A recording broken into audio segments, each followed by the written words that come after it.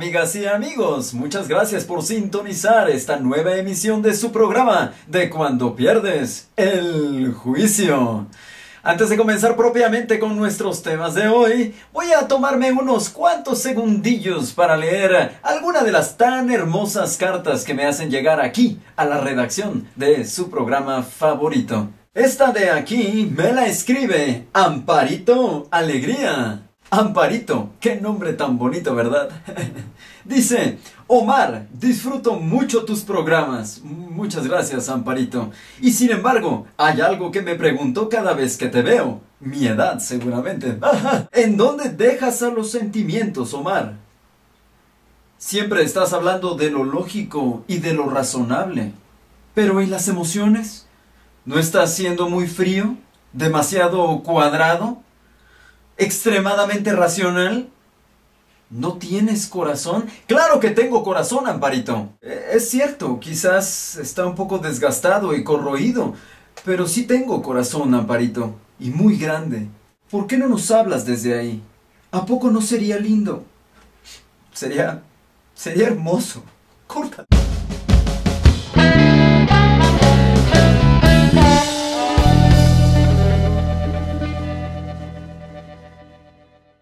Pienso que sería un mundo muy extraño si no nos convenciéramos y dirigiéramos nuestras decisiones todos los días a partir de lo que sentimos. De hecho, hay quienes aseguran que la persuasión más inmediata se consigue precisamente a través de las emociones. De esta manera, hay personas que ya se convencieron de que existe una división muy clara entre la razón y las emociones, independientemente de que esta división exista, ¿de acuerdo? Por supuesto, esta separación no es nueva.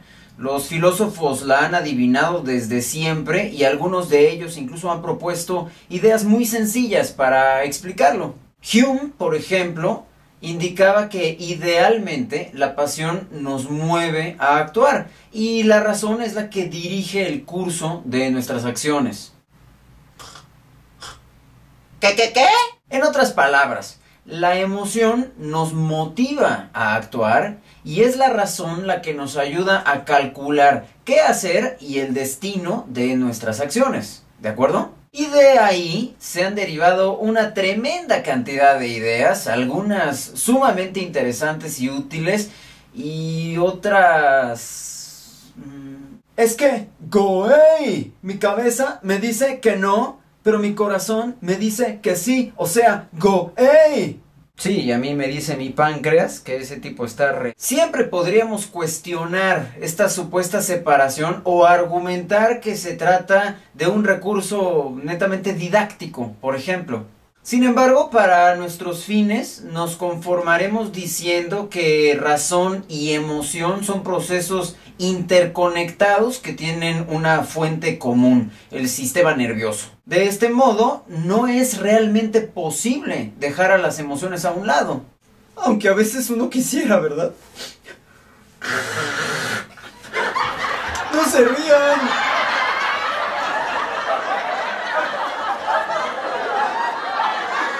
El problema comienza cuando utilizamos a las emociones como base para determinar la sensatez de algo. Es cierto, como decíamos hace un instante, las emociones pueden motivar el comportamiento. El asunto está en que, al menos desde el punto de vista crítico, las emociones no deberían influir en el juicio para determinar dicho comportamiento. ¿Notas la diferencia? Por ejemplo, bajo ciertas condiciones podría llegar a ser apropiado sentir miedo u odio por un asesino. Sin embargo, deja de ser apropiado sentir miedo u odio cuando por estos sentimientos, por ejemplo, determinamos su culpabilidad. Sobre todo porque determinar su culpa o su castigo, por ejemplo, son tareas que idealmente son racionales y no emocionales. Todo lo que podamos sentir por el delincuente es completamente irrelevante para tales tareas. Y sin embargo, podemos sentir lo que queramos, por supuesto. El hecho de pensar no excluye a la capacidad de sentir, como muchos piensan. ni el hecho de sentir excluye a la capacidad de pensar, como muchos demuestran.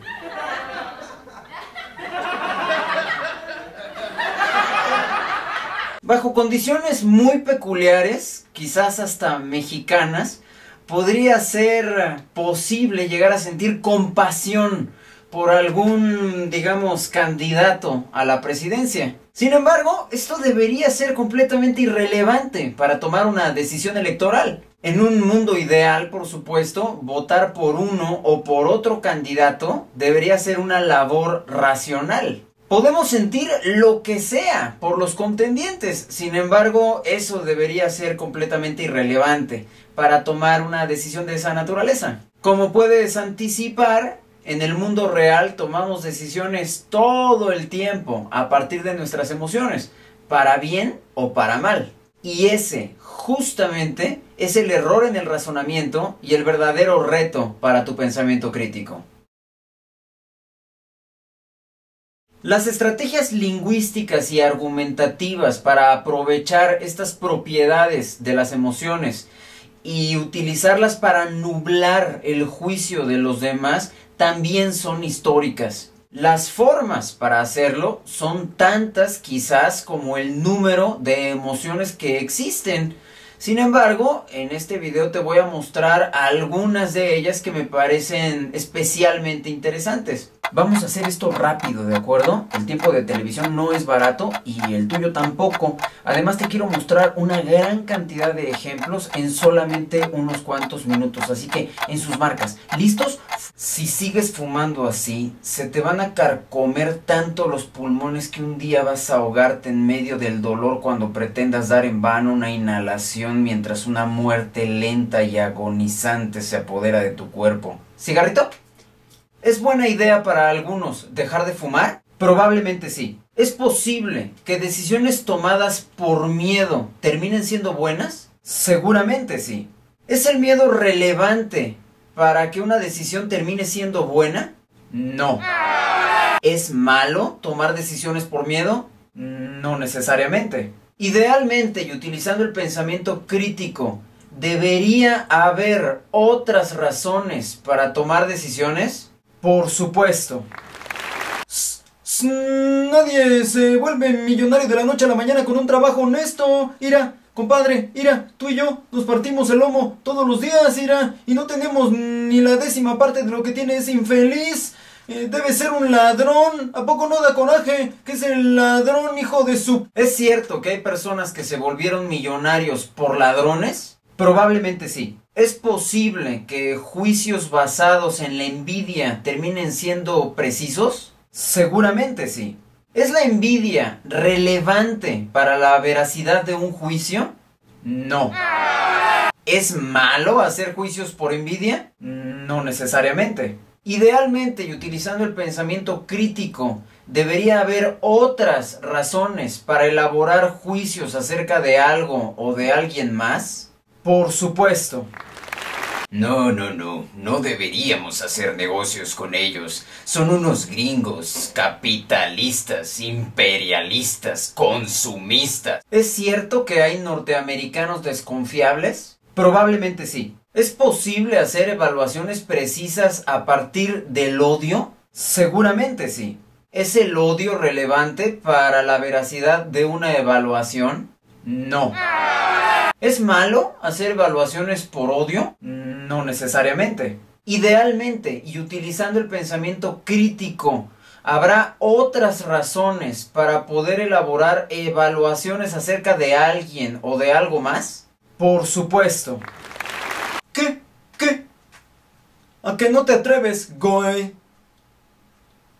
¿Es cierto que hay veces que vale la pena atreverse? Probablemente sí. ¿Es posible que decisiones tomadas por orgullo terminen siendo buenas? Seguramente sí.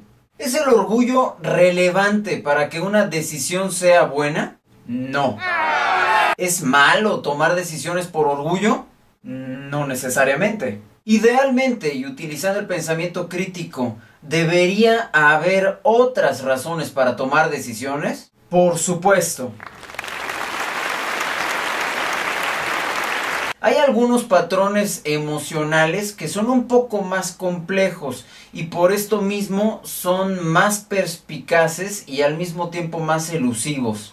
Por ejemplo, hay veces que la idea del punto medio nos convence de inmediato. Sobre todo en esos casos en donde los extremos son muy evidentes, un llamado a la mesura y al entendimiento curiosamente despierta en la audiencia un sentimiento relacionado con la justicia, con la proporción adecuada, con el justo medio, y es una emoción muy seductora para muchos. Ni tanto que queme al santo, ni tanto que no lo alumbre. ¿A poco no? Este tipo de argumentos apela al deseo de graduar las cosas, sobre todo cuando la audiencia está intentando ser razonable. En varias ocasiones incluso se equipara a la razón con la tranquilidad, con la seguridad, y esto por supuesto hace más creíble el hecho de que algo mesurado pues seguramente es lo correcto. Por mucho, el que me parece más interesante de los que he expuesto hasta aquí es aquel argumento en el que se pide al otro sentir y explícitamente se solicita abandonar cualquier forma de razonamiento. Este es brillante y descarado porque directamente se le pide a alguien utilizar a los sentimientos como guía para tomar decisiones. Muchas veces, en casos extremos, el comunicador incluso llega a condenar el uso del cerebro por ser precisamente la fuente de los problemas y de los retos actuales, por ejemplo. Y esto sirve de pretexto perfecto para hacer a un lado nuestras creencias, tocar nuestros corazones, utilizar al amor como única guía y desde este muy placentero lugar tomar una decisión. De hecho, este es el ideal para algunas personas que justamente desean que tú tomes decisiones compulsivas o inmediatas. Desean que apagues el cerebro para que sea más fácil convencerte. Como sucede con cualquier otro tipo de errores de razonamiento, hay audiencias que se mostrarán especialmente susceptibles para este tipo de artificios argumentativos. Especialmente a aquellos a quienes se les cansa el hámster con mucha frecuencia. ¿Qué? Recuerda, la clave de estos patrones radica en obtener de ti una emoción que sirva como base para que piensas algo, para que decidas algo, para que hagas algo. Básicamente, el que quiere utilizar este tipo de recursos va a tener que identificar la disposición emocional de su audiencia y luego utilizar su lenguaje adecuadamente para despertar estas emociones. Normalmente esto funciona de maravilla porque es muy difícil bajar el switch de las emociones una vez que éstas han comenzado a inundar al razonamiento.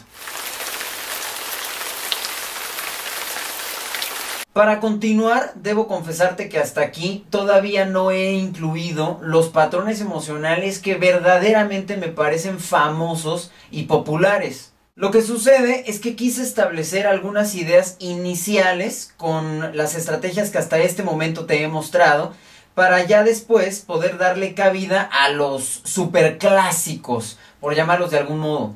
Así, el primero de estos patrones súper importantes es el de la